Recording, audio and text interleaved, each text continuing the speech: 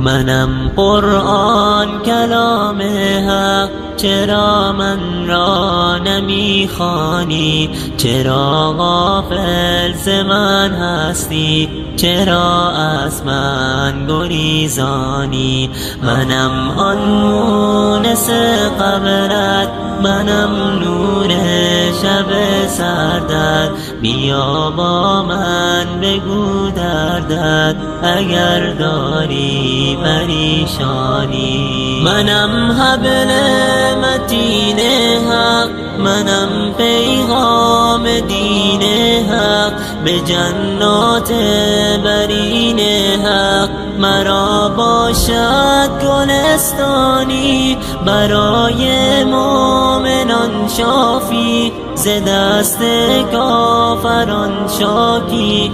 دلیل و حجت کافی، منم درگاه سبحانی. منم قرآن کلام حق، چرا من را نمیخوانی؟ چرا غافل ز من هستی؟ چرا از من گریزانی؟ منم آن مونس قبرت، منم نور شب سردت. بیا با من بگو دردت اگر داری پریشانی. بیا درگاه معبودت که مشکل می گشاید او. نقاب غصه را برکش، بیا در باغ ایمانی.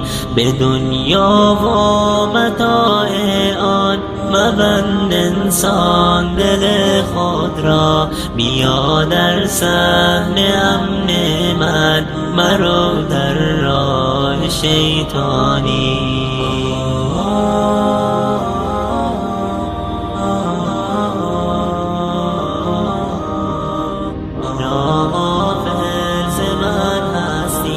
چرا از من گریزانی؟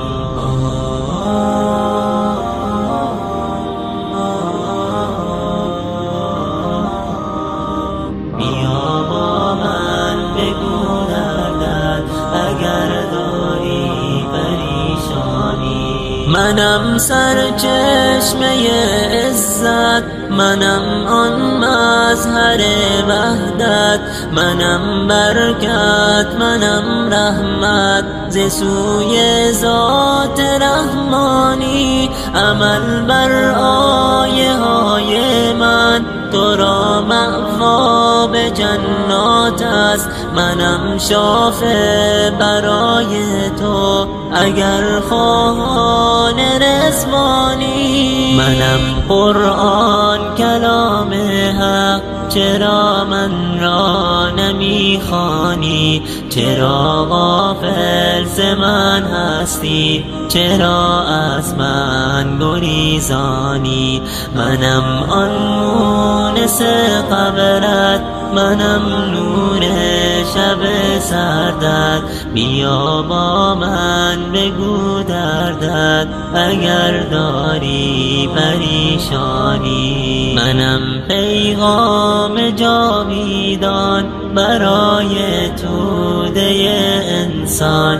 ندیدین ای مسلمانان مگر اعجاز قرآنی.